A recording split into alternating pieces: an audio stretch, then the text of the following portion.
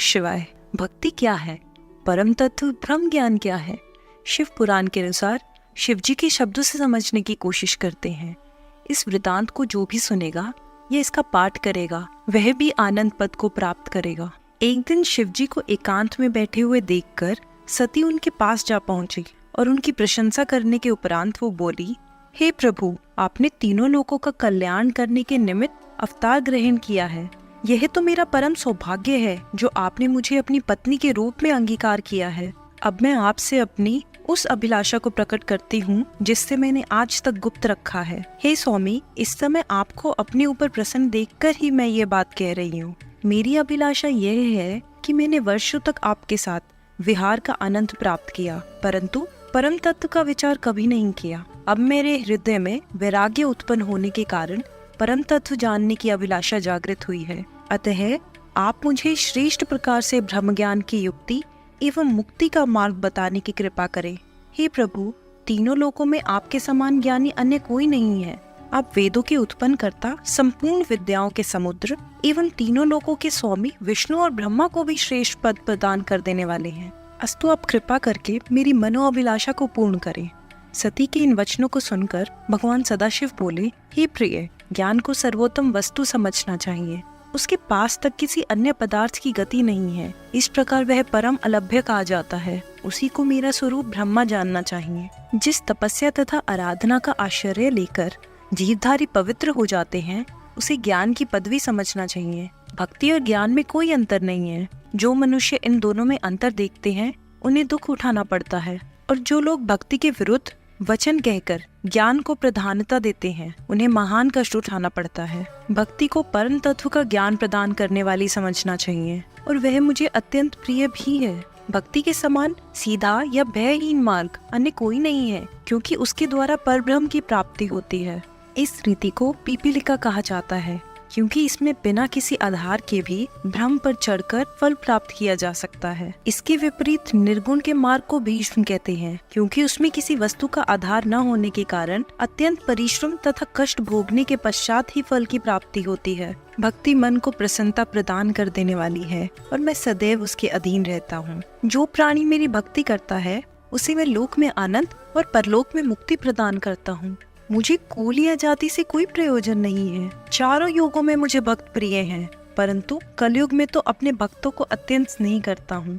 मैं अपने भक्तों की सदैव सहायता करता हूँ और उनकी प्रसन्नता के निमित्त अनेक प्रकार के श्रेष्ठ चरित्र दिखाता हूँ। अतः हे देवी, भक्ति की महिमा सबसे बड़ी जानकर तुम उसी को अपनाओ। भक्ति की ऐसी प्रशंसा सुनकर सती अत्यंत प्रसन्न हुई। उन्होंने दोनों हाथ जोड़कर सदाशिव से कहा, हे प्रभु, आपने मेरे ऊपर कृपा करके भक्ति की प्रशंसा की है, परंतु मेरी इच्छा है कि आप उसके संपूर्ण अंगों का वर्णन करें। शिवजी ने हंसते हुए कहा, हे सती, मैं भक्ति का संपूर्ण वृतांत, जिसको सुनकर प्रेम उत्पन्न होता है और तीनों लोगों के दुख और शोक नष्ट हो जाते हैं, उसे सुनाता हूँ। भक्ति को परम तत्व कहकर उसका सर्वोत्तम वर्णन किया गया है। वह दो प्रकार की है। एक है स्वाभाविक, जो प्रकृति से उत्पन्न होती है। दूसरी वैदेही, जो प्रारंभ से प्राप्त होती है और जिसमें तीनों गुण पाए जाएं, उसे सगुण भक्ति कहते हैं। और जो गुण रहित हो उसे अगुणा भक्ति कहते हैं। उसके दो भाग हैं। भक्त लोग जिनमें बड़ी श्रद्धा से मन लगाते हैं। इन दोनों खंडों के दो दो भाग हैं। जब उनको सावधानी से धारण किया जाता है तब वे पूर्ण हो जाते हैं।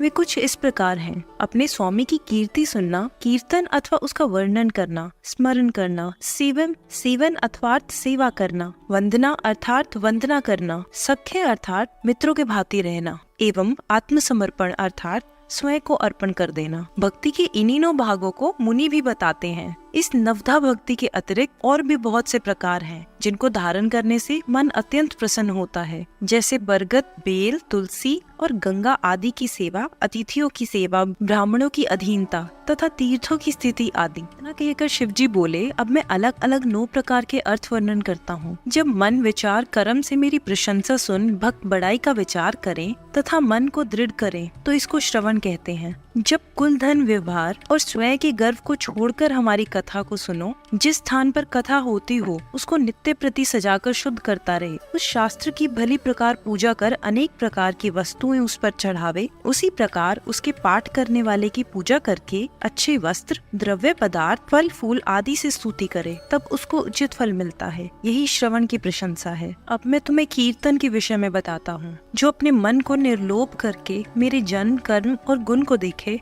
उनका उच्च स्वर से पाठ करे, उसी को कीर्तन कहते हैं। कर्म, काल और काम रहित होकर संसार की लज्जा और इच्छा का त्याग कर हृदय से हमारा गुणगान करे, तो ऐसा कीर्तन करने से अच्छे फल की प्राप्ति होती है। जो भी सृष्टि, जड़, चैतन्य, जीवित, निर्जीव, चलने वाले या एक ही स्थान पर स्थित रहने वाले सब जीवों में शिव को देखे, मुझको सर्वात्मा समझ निष्प्रय रहा करे, उसे स्मरणी कहते हैं। और ऐसे स्मरण से अत्यंत आनंद मिलता है। सेवन के अर्थ है कि प्रातः काल उठकर सर्वप्रथम अपने गुरु का ध्यान करे, फिर रेशमी वस्त्र धारण कर मस्तक पर त्रिपुंड लगावे, रुद्राक्ष की माला पहने, धरती को शुद्ध कर बैठने का उत्तम स्थान बनावे तथा हृदय रूपी कमल में मेरा अपने स्वामी के स्वरूप का प्रेम से ध्यान लगावे। पूजा की सामग्री तैयार होने के पश्चात उसे क्रम पूर्वक पूजा करे, नैवेद्य लगाकर आरती करके दंडवत करे, अच्छे सुगंधित फूल बिछाकर उनके ऊपर अपने स्वामी को सुलावे तथा सदैव मेरे गुणों का गान कर जीवन व्यतीत करे। संध्या समय फिर मुझे अपने स्वामी को जगावे तथा संध्या आदि से मेरी आरती करे। नाम एवं स्तुति वर्णन कर कुछ रात व्यतीत हो जाने पर गाने बजाने का सामान एकत्र करे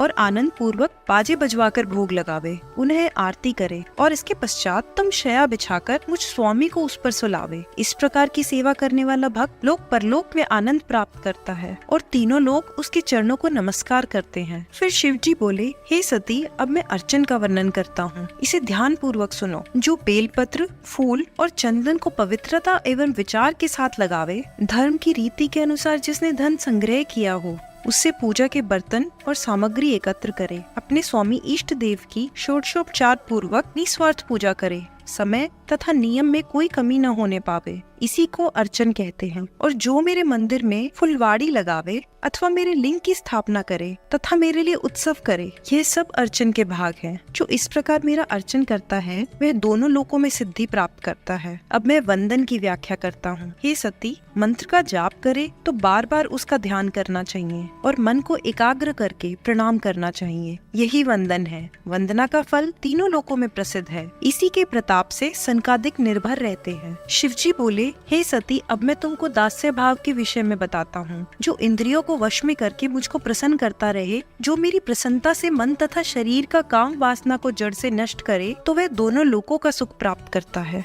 जिस मनुष्य के विचार में सुख दुख, बुरा भला, राग द्वेष, जय पराजय, लाभ तथा हानि बराबर हो तथा जो इस बात पर पूर्ण विश्वास रखता हो कि जो कुछ भी पारब्रह्म हमारे लिए करता है वह सब हमारी भलाई के लिए ही है, ऐसे दृढ़ विचार को सखय कहते हैं। और ऐसे मनुष्यों को तीनों लोकों में कोई वस्तु दुर्लभ नहीं। जो मनुष्य अपनी देह, सेवक, पशु, धन तथा कोष आदि समस्त वस्तुओं को त्याग कर तथा उनका मोह दूर कर मेरे लिए संकल्प कर दे और उनके लिए फिर कोई प्रयत्न न करे, उनकी प्रीति या उनका ध्यान न करे, उसे आत्मसमर्पण कहते हैं। इससे गर्व दूर हो जाता है। जब तक मनुष्य इसको मन, वाणी तथा कर्म से नहीं करता, तब तक वह अपने स्वामी मुझको प्राप्त नहीं कर पाता। ऐसे मनुष्य को सब वस्तुएं सुलभ है, कोई वस्तु दुर्लभ नहीं। मैं सदैव रात दिन उसकी रक्षा करता हूँ तथा उसके निकट ही निवास करता हूँ। भक्ति के केवल यही 9 अंग है। शिव जी ने कहा, हे सती, अब मैं भक्ति के उपांग का वर्णन करता हूँ। उपांग 10 है, उनमें से प्रत्येक दुख को नष्ट करने वाला है।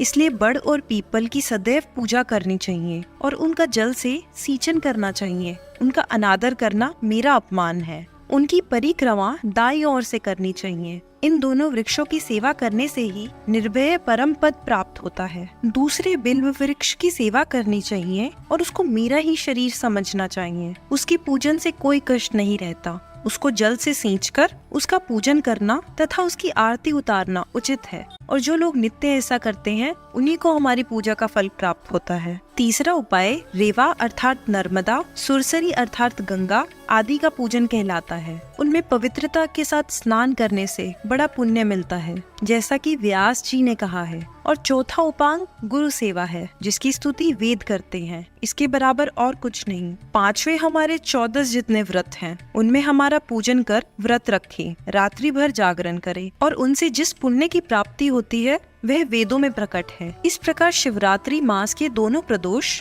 तथा हर महीने की अष्टमी के व्रत बड़ी महिमा रखते हैं और उत्तम गति प्राप्त कराते हैं। इन व्रतों से व्यास और कीरत ने बहुत आनंद प्राप्त किया है। छठवां शैवाराधन अर्थात शैव लोगों की आराधना करना है और इसके अंतर्गत जब किसी शिव भक्त को अपने यहाँ आता हुआ देखकर प्रसन्न होकर सब प्रकार से उसकी सेवा में तत्पर रहे तथा उसकी पूजा भी करे और शुद्ध भोजन द्वारा उसका स्वागत करे। यह शैवाराधन अत्यंत प्रसन्नता प्राप्त कराने वाला है। उसी के प्रताप से अधिकतर लोग तीनों लोकों के अधिपति हुए हैं। सातवां अतिथि सम्मान है, अर्थात जो कोई भी द्वार पर भिक्षु हेतु आवे उसको यथाशक्ति कुछ अवश्य देना चाहिए। इसमें लोक परलोक दोनों ही बनते हैं। यह कभी भी बुला देने के योग्य नहीं है। और आठवां उपांग ब्रह्मांड का सम्मान है। इसके द्वारा बहुत से मनुष्यों ने परम पद प्राप्त किया है। शिव जी बोले, मैं ब्रह्मा शरीर हूँ, इसलिए ब्राह्मण की पूजा उसको मेरे समान समझकर करनी चाहिए। और नवा उपांग तीर्थ तथा क्षेत्र में भ्रमण आदि है।